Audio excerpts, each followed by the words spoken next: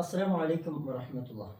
സ്നേഹമുള്ള സഹോദരങ്ങളെ, ഞാൻ ഈ വീഡിയോ ചെയ്യുന്നത് വളരെ വേദനാജനകമായ ഒരു രംഗം കാണാനിടയായി.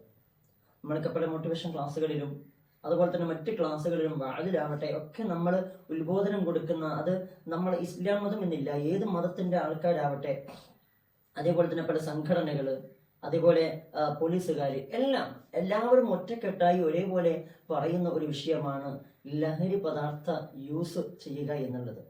അത് വളരെ മാരകമാണ്, പ്രയാസമാണ്, പ്രശ്നമാണ് എന്നുള്ളത്. അതിൻ്റെ ഭവിഷ്യത്തുകളൊക്കെ ഒരുപാട് തലങ്ങളിൽ പലരും പറഞ്ഞ് മനസ്സിലാക്കിയിട്ടുണ്ട്. എന്നാൽ എത്ര കേട്ടാലും പഠിക്കാത്ത പല യുവാക്കളും നമ്മുടെ ഇടയിലുണ്ട് എന്നുള്ളതാണ്. ഒരു ഉമ്മയുടെ ആ ഒരു വിഷമം, വേദന കണ്ടപ്പോൾ സഹിക്കാൻ പറ്റാതെയായി.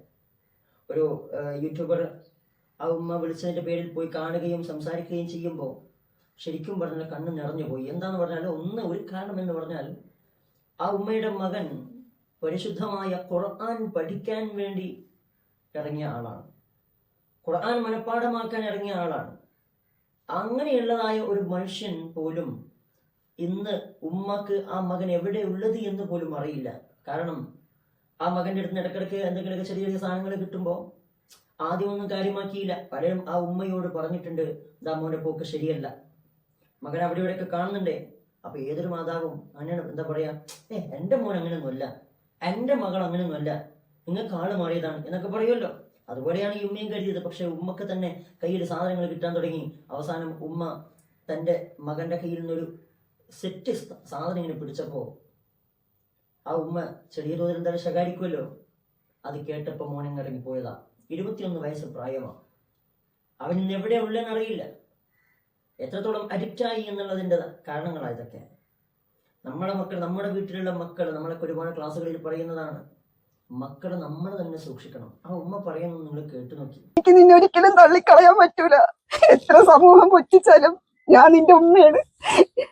എല്ലാം നീ മതിയാക്കി നല്ലൊരു മനുഷ്യനായിട്ട് വരുമെന്ന പ്രതീക്ഷയോടെ ഞാൻ കാത്തിരിക്കും.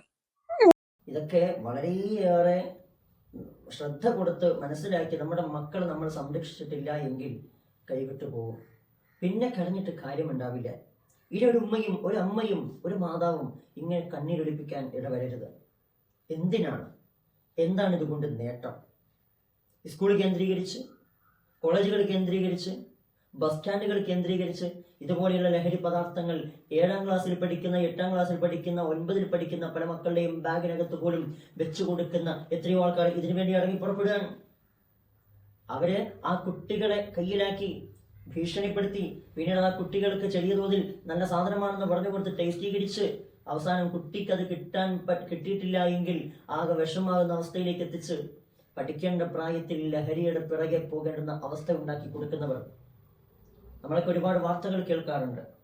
ആ വാർത്തകളിലൊക്കെയും വരുന്ന എന്താ, ഒന്നിക്കൽ ഫ്ലൈറ്റ് കയറി വരുന്നവര്, അവരുടെ കയ്യിൽ സാധനം ഉണ്ടാകും, അവരെ പിടിച്ചു. അല്ലെങ്കിൽ ബൈക്കിൽ കൊണ്ടുപോകുന്നുണ്ടാവും, അവരെ പിടിച്ചു. അതിൽ നിന്ന് സാധനങ്ങൾ പിടിച്ചെടുത്തു.